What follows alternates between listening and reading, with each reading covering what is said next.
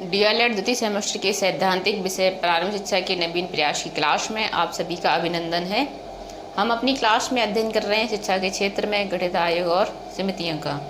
इससे पूर्व की क्लास में हमने कोठारी आयोग के बारे में जान लिया था, उसका गठन क्यों किया गया था, कब किया गया था और उसके द्वारा किन किन शिक्षा के क्षेत्र में किन किन सुझाव और सिफारिशें की गई थी, उसके बारे में हमने अध्ययन कर लिया था। आज की क्लास में हम अध्ययन करेंगे कोठारी आयोग की सिफारिश के आधार पर देश में तैयार की गई पहली राष्ट्रीय शिक्षा नीति 1968 के बारे में। ये नेशनल एजुकेशन पॉलिसी की जो घोषणा है वो 24 जुलाई 1968 को की गई थी, क्योंकि हम जानते हैं कि कोठारी आयोग का गठन 1964 में किया गया था।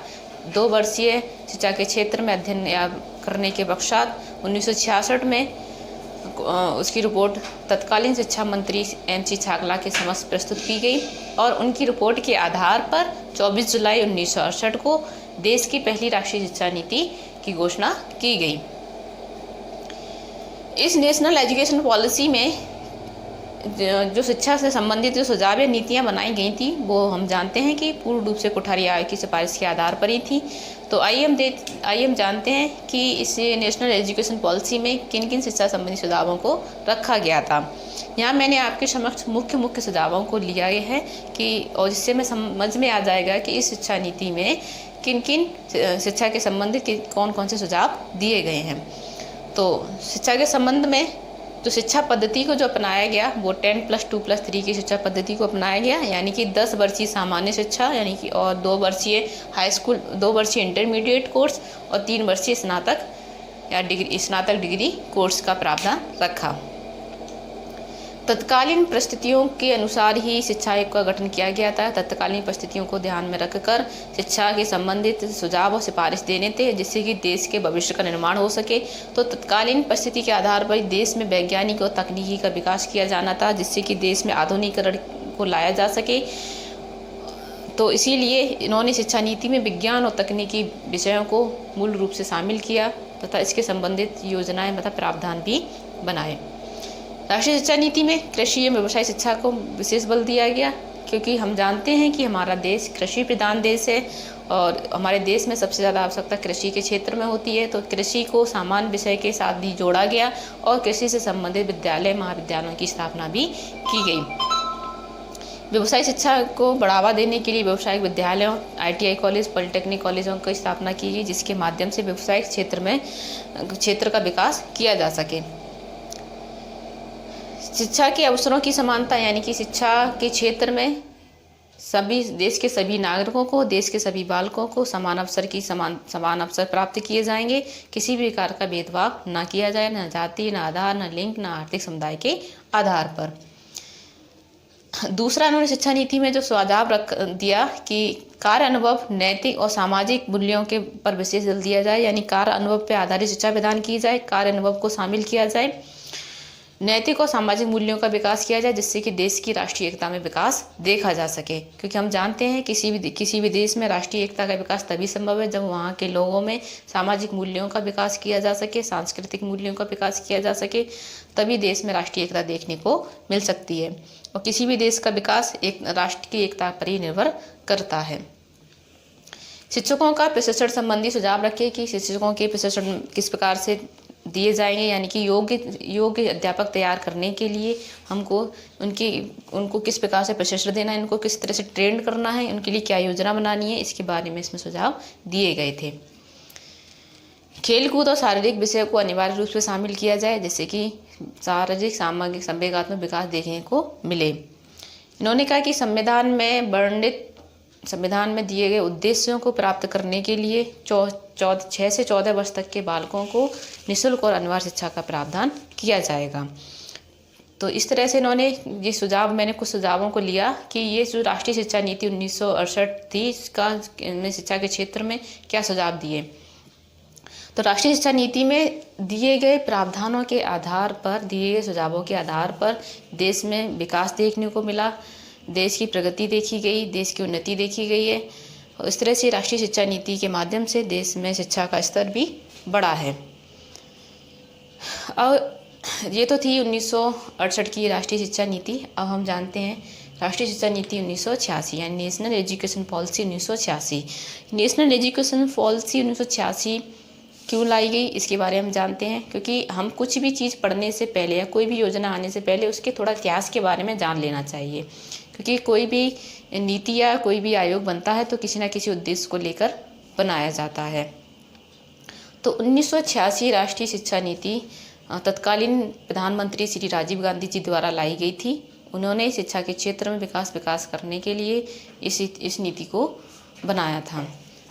तो ये बात है 1977 की, देश में जनता दल की सरकार बनती है, तो उसने शिक्षा के क्षेत्र में एक नई राष्ट्रीय शिक्षा नीति का निर्माण किया और उसकी घोषणा उन्होंने 1979 में की, लेकिन ये लागू भी नहीं हो पाई थी। तब तक इनकी सरकार गिर जाती है और देश में फिर से कांग्रेस की सरकार बनती है और फिर से प्रधानमंत्री इंदिरा गांधी जी बनती हैं। तो इंदिरा गांधी जी ने 1968 की शिक्षा नीति को ही लागू किया शिक्षा के क्षेत्र में और उसी पे काम करना प्रारंभ किया। 1984 में इंदिरा गांधी जी की हत्या कर दी जाती है और देश में नए प्रधानमंत्री के रूप में राजीव गांधी जी को बनाया जाता है। तो राजीव गांधी जी देश के आर्थिक और देश का राष्ट्रीय विकास, आर्थिक विकास, सामाजिक विकास करने के लिए देश के हर क्षेत्र में योजना बनाते हैं, हर क्षेत्र का अध्ययन करते हैं और शिक्षा के क्षेत्र में भी वो अध्ययन करके एक नई राष्ट्रीय शिक्षा नीति का निर्माण करते हैं। क्योंकि 1900 अगर हम स्वतंत्रता के बाद की बात देखें तो 1985-86 से देश के सामने नई चुनौतियां देखने को मिली थी। जनसंख्या में वृद्धि देखी गई, सामाजिक आर्थिक स्तर में वृद्धि देखी गई। तो इन जो नई चुनौतियां देश के सामने खड़ी थी, उन चुनौतियों के आधार पर हमको अपनी शिक्षा नीति में कुछ परिवर्तन करने होंगे, यानी शिक्षा नीति में नवीनता लानी होगी, शिक्षण विधियों में, शिक्षण टेक्निकों में नवीनता लानी है। इसको ध्यान में रखते हुए राजीव गांधी जी ने एक नई राष्ट्रीय शिक्षा नीति को बनाया और इसको संसद के समक्ष रखा। संसद के द्वारा ये पारित होने के पश्चात इन्होंने मई 1986 में इसको प्रकाशित करा दिया, राष्ट्रीय शिक्षा नीति 1986 को। 1986 की शिक्षा नीति इसलिए भी महत्वपूर्ण है कि इस नीति को बनाने के साथ साथ इसके कार्य योजना भी बनाई गई थी, क्योंकि ये नीति बना दी। अब इस नीति को किस प्रकार से कार्यान्वित किया जाएगा इसकी योजना भी राजीव गांधी जी द्वारा बनाई गई। तो मई 1986 में नेशनल एजुकेशन पॉलिसी प्रकाशित कराई जाती है और नवंबर 1986 में ही इस राष्ट्रीय शिक्षा नीति की कार्य योजना भी प्रकाशित कराई जाती है। तो पहले हम जानते हैं कि राष्ट्रीय शिक्षा नीति 1986 में क्या दिया है, इसके कितने भाग हैं। तो इस राष्ट्रीय शिक्षा नीति के 12 भाग हैं, यानी कि ये शिक्षा नीति इन्होंने अपने 12 भागों में डिवाइड की है और प्रत्येक भाग में अलग अलग प्रावधान रखे हैं। तो सबसे पहले भाग में इन्होंने प्रस्तावना दी है कि इस शिक्षा नीति को बनाने का उद्देश्य क्या है हमारा, ये शिक्षा नीति हमको क्यों बनानी है और इसमें हमने क्या क्या सुझावों को रखा है। तो इन्होंने प्रस्तावना दी पहले भाग में शिक्षा के संबंध में। दूसरे भाग में शिक्षा का सार और भूमिका के बारे में वर्णन किया गया, यानी कि शिक्षा का देश के विकास में, व्यक्ति के विकास में, देश की नई चुनौतियों के विकास में किस प्रकार से महत्वपूर्ण योगदान है, किस प्रकार से ये महत्वपूर्ण साधन है शिक्षा व्यक्ति के जीवन में, उसके बारे में इन्होंने भाग 2 में वर्णन किया है। नेशनल एजुकेशन पॉलिसी 1986 के तीसरे भाग में राष्ट्रीय शिक्षा प्रणाली किस प्रकार से होगी, यानी शिक्षा पद्धति किस प्रकार से होगी, इस प्रकार से वर्णन किया है। जैसे कि 1968 की शिक्षा पद्धति में दिया था 10+2+3 की शिक्षा के माध्यम, तो इसमें भी इन्होंने यही रखा 10+2+3 के माध्यम से कि शिक्षा पद्धति अपनाई जाएगी। 10 हाई स्कूल 10 वर्षीय, 2 वर्षीय इंटरमीडिएट और 3 वर्षीय स्नातक डिग्री कोर्स। समानता के लिए शिक्षा, इन्होंने भी कहा कि देश के प्रत्येक व्यक्ति में किसी प्रकार का भेदभाव देखने को ना मिले, किसी प्रकार का भेदभाव ना किया जाए, इसके लिए शिक्षा के क्षेत्र में सबको समान अवसर प्रदान किए जाएंगे। किसी भी प्रकार का भेद जाति, समुदाय, लिंग के आधार पर नहीं किया जाएगा, आर्थिक स्थिति के आधार पर नहीं किया जाएगा। इसके लिए इन्होंने समानता के लिए शिक्षा की बात इस शिक्षा नीति के भाग 4 में की है। यहाँ हमको ध्यान रखना है कि राष्ट्रीय शिक्षा नीति के किस किस भाग में शिक्षा के किस नीति का वर्णन किया गया है। इन्होंने ये भी कहा कि 14 वर्ष तक के बच्चों को निःशुल्क और अनिवार्य शिक्षा मुहैया कराई जाएगी, इसके बारे में भी इन्होंने वर्णन किया है। प्रारंभिक स्तर पर शिक्षा के क्षेत्र में विकास देखने के लिए ऑपरेशन ब्लैक बोर्ड माध्यम बनाया, जिसके माध्यम से प्राथमिक स्तर पर विकास किया जा सकेगा। राष्ट्रीय शिक्षा नीति 1986 के भाग 5 में विभिन्न स्तरों पर शैक्षिक पुनर्गठन, यानी कि शिक्षा के प्रत्येक स्तर पर विभिन्न स्तरों पर उसका पुनर्गठन किया जाए। उसमें जो रुकावट देखने को जो आ रही है उसको दूर किया जाए तथा उसका समाधान किया जाए। तकनीकी शिक्षा व प्रबंध शिक्षा है। तकनीकी क्षेत्र में शिक्षा प्रदान करना, प्रबंध क्षेत्र में शिक्षा प्रदान करने के लिए पॉलिटेक्निक, ITI, व्यवसाय से संबंधित विद्यालयों को प्रोत्साहन दिया जाएगा, जिसके माध्यम से जो महिलाओं तथा शिक्षकों बालकों में भी विकास देखने को मिलेगा। इन्होंने महिला शिक्षा के संदर्भ में भी कहा था, समानता की शिक्षा के लिए, कि महिलाओं की जो शिक्षा के क्षेत्र में जो स्थिति है उसकी समस्या कहाँ है और उसका समाधान भी इन्होंने दिया है। शिक्षा व्यवस्था का क्रियान्वयन किस प्रकार से किया जाएगा, यानी कि शिक्षा के क्षेत्र में शिक्षकों की संपूर्ण भागीदारी रहेगी, उनका उत्तरदायित्व रहेगा शिक्षा की व्यवस्था के क्रियान्वयन करने में। शिक्षा की राष्ट्रीय शिक्षा नीति भाग 8 में दिया है कि शिक्षा की विषय वस्तु और प्रक्रिया में नया मोड़ लाया जाएगा, यानी कि इसकी जो विषय वस्तु, इसका पाठ्यक्रम किस प्रकार से रहेगा, इसमें नवीनता भी लानी है और तत्कालीन परिस्थितियों को ध्यान में रखते हुए इसकी विषय वस्तु में परिवर्तन भी करना है और इसकी प्रक्रिया को एक नया मोड़ भी देना है, यानी सांस्कृतिक मूल्यों का विकास भी करना है। इसका भी हमको ध्यान रखना है।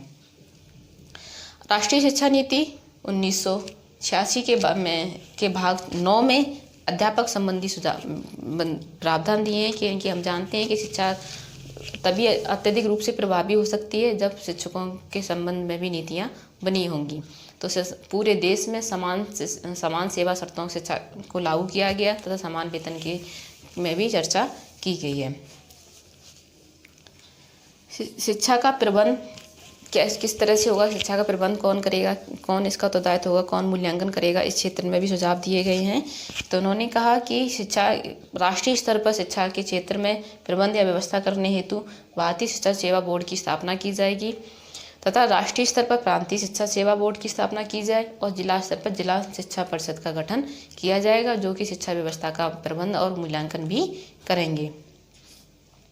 संसाधन संबंधी समीक्षा। संसाधन संबंध में क्या कहा गया भाग 11 में कि राष्ट्रीय शिक्षा नीति 1986 में की जो नीतियां बनाई गई हैं उन नीतियों को प्रभावी रूप से कार्यान्वित करने के लिए अधिक बजट की आवश्यकता होगी। इसलिए इन्होंने कहा कि शिक्षा के क्षेत्र में जो 6% व्यय रखा है 1968 की शिक्षा नीति में, उसमें थोड़ा सा बढ़ावा दिया जाएगा, यानी कि अधिक निवेश किया जाएगा, तभी शिक्षा के क्षेत्र में, यानी तभी शिक्षा नीति प्रारूप का जो है वो अत्यधिक महत्वपूर्ण ढंग से कार्य कर सकेगी। इन्होंने कहा कि इस शिक्षा नीति यानी कि हर 5 साल बाद समीक्षा की जाएगी तथा इसमें तत्कालीन परिस्थिति या तत्कालीन समस्या के अनुरूप इसमें परिवर्तन भी किए जाएंगे। भविष्य, यानी इस शिक्षा नीति से भविष्य किस प्रकार का होगा, तो उन्होंने कहा कि इस शिक्षा नीति के माध्यम से प्राप्त स्नातक स्तरीय जो व्यक्ति परीक्षा डिग्री कोर्स कर लेंगे वो श्रेष्ठ व्यक्तियों में शामिल किए जाएंगे। इस शिक्षा नीति के माध्यम से देश के राष्ट्रीय और आर्थिक विकास वो देखने को मिलेगा तथा देश की तत्कालीन परिस्थितियों को समस्या का हल भी मिलेगा तथा देश उन्नति के पथ पर अग्रसर भी रहेगा। तो ये थी राष्ट्रीय शिक्षा नीति 1986, जिसके जो कि 12 भागों में डिवाइड है और प्रत्येक भाग में शिक्षा के क्षेत्र में क्या क्या योजना बनाई गई हैं।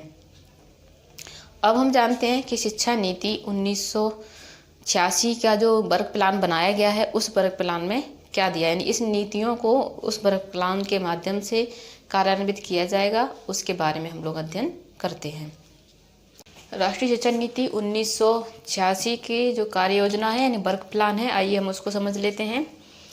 इसका प्रकाशन नवंबर 1986 में कराया गया था और राष्ट्रीय शिक्षा नीति 1986 की जो कार्य योजना है वो किस प्रकार से होगी उसका हम अध्ययन करते हैं। तो राष्ट्रीय शिक्षा नीति 1986 की कार्य योजना 24 खंडों में विभाजित है। ये 24 खंड के माध्यम से शिक्षा के विभिन्न जो नीतियाँ बनाई गई थी उसका जो प्रारूप होगा, रूपरेखा होगी, उसका इसमें वर्णन किया गया है। तो उन्होंने पहला खंड जो दिया है उसमें दिया है कि पूर्ण बाल्यावस्था एवं शिक्षा के क्षेत्र में क्या रूपरेखा बनाई गई है। तो जन्म से लेकर 6 वर्ष तक की आयु तक के बालकों के स्वास्थ्य तथा पोषण को ध्यान में रखते हुए ध्यान में रखते हुए संसाधनों की व्यवस्था की जाएगी तथा पूर्व प्राथमिक शिक्षा की व्यवस्था भी, यानी कि 3 से लेकर 6 वर्ष तक की आयु के लिए पूर्व प्राथमिक शिक्षा की व्यवस्था भी की जाएगी। ऐसी रूपरेखा इन्होंने अपने इस वर्क प्लान में बनाई है। प्राथमिक शिक्षा के को मजबूत बनाने के लिए इन्होंने कहा है, इन्होंने रूपरेखा बनाई कि प्रत्येक 1 किलोमीटर के दायरे में प्राथमिक विद्यालय, मार्कर दे दियो,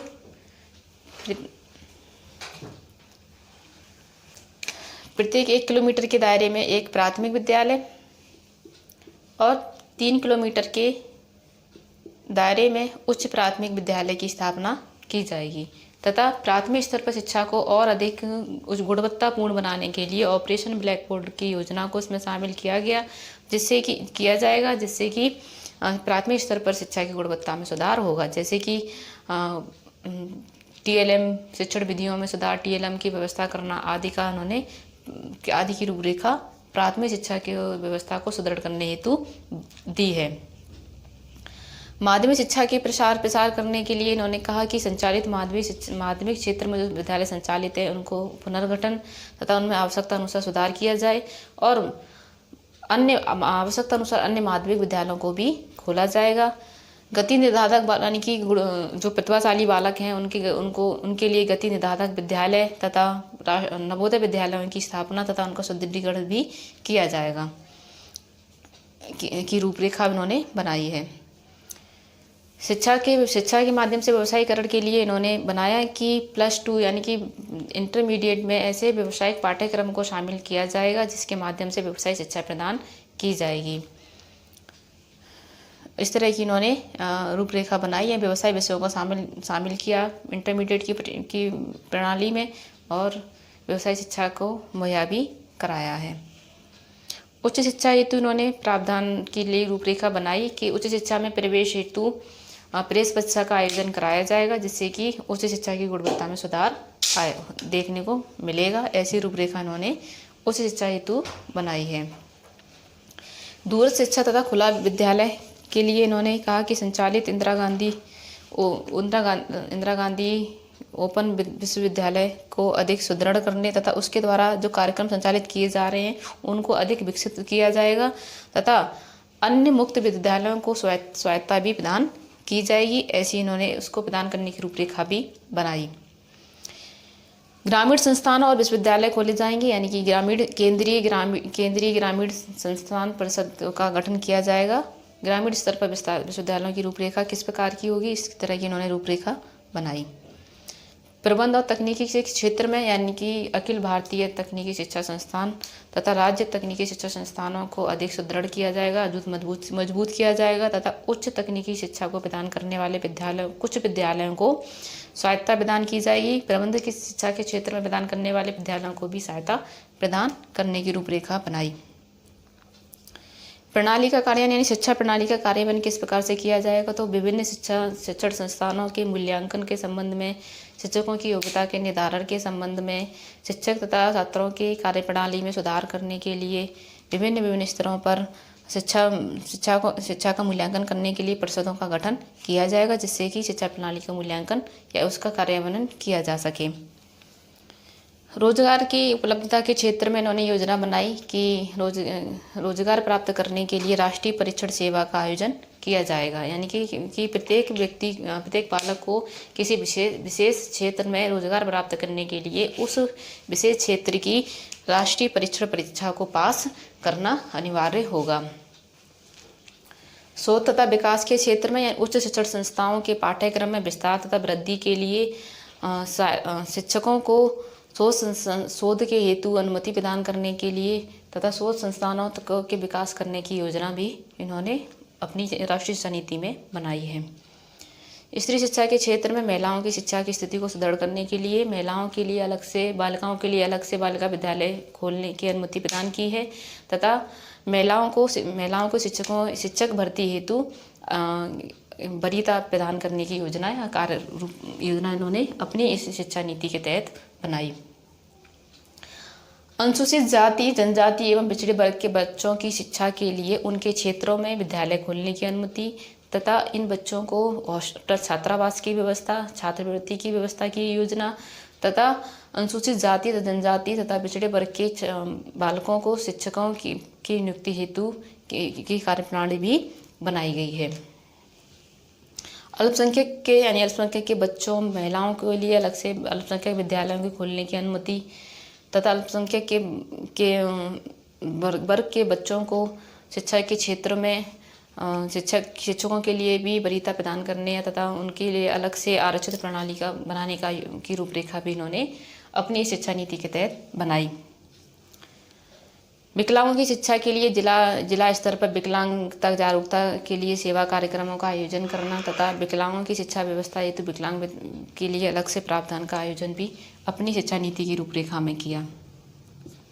प्रौढ़ शिक्षा के लिए प्रौढ़ शिक्षा केंद्रों का निर्धारण किया जाएगा। संचालित प्रौढ़ शिक्षा केंद्रों का मूल्यांकन करके अन्य प्रौढ़ शिक्षा केंद्रों की स्थापना की जाएगी। स्कूली शिक्षा की विषय वस्तु यानी स्कूली शिक्षा की विषय वस्तु तथा पाठ्यक्रम में सुधारात्मक उपाय अपनाए जाएंगे। उनको सुधार करके नई विषय वस्तु तथा पाठ्यक्रम को शामिल किया जाएगा। राष्ट्रीय पाठ्य कोड राष्ट्रीय पाठ्यक्रम की योजना भी इसमें लागू की जाएगी। परीक्षा प्रणाली व मूल्यांकन यानी परीक्षा हाई स्कूल और इंटरमीडिएट स्तर पर बाह्य परीक्षा का आयोजन किया जाएगा। सतत मूल्यांकन को रखा गया। कृपांक प्रणाली को अपनाया जाएगा तथा नकलविहीन परीक्षा की योजना बनाई जाएगी। ऐसी रूपरेखा इन्होंने बनाई। स्वास्थ्य शिक्षा के क्षेत्र में इन्होंने स्वास्थ्य शारीरिक शिक्षा को अनिवार्य रूप से शामिल करने की बात कही है। एनएसएस तथा एनसीसी में से किसी एक को लेना इन्होंने अनिवार्य माना है। भाषा में विकास करने के लिए तो यूरोपीय आधुनिक भाषाओं के विकास तथा हिंदी को कहते हैं संपर्क की भाषा के रूप में स्थापित करने के लिए अलग से वित्त की व्यवस्था की है। तो इनके भाषा के विकास करने के क्षेत्र में सांस्कृतिक कार्यक्रमों को उन्होंने शिक्षा प्रणाली का महत्वपूर्ण अंग माना है। पाठ्यक्रम में पाठ्य वस्तु में सांस्कृतिक कार्यक्रमों को अनिवार्य रूप से शामिल किया जाएगा। शिक्षण कार्य करने या शिक्षा के क्षेत्र में दृश्य श्रव्य सामग्री के प्रयोग पर बल दिया है, जिसके लिए slide projector, overhead projector, computer आदि की व्यवस्था शिक्षा नीति के तहत उपलब्ध कराई जाएगी।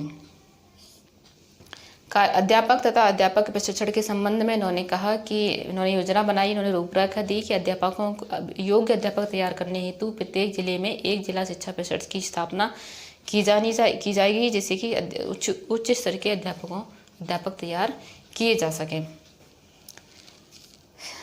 तथा अध्यापक के सेवा शर्तों तथा नियमावली के बारे में भी इन्होंने योजना भी बनाई है।